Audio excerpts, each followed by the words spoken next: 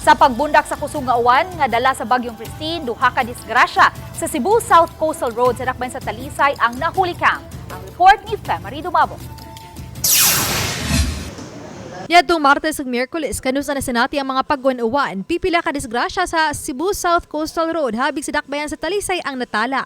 Duha nini ang nahulikam sa Talisay City Command Center. Kining motorsiklo nga nihunong kay nag-warning signal na alang sa pagpahunong ang maayong pagkatumba. Nadasmagan kini sa wing van nga mosuway unta nga magbiting the red light.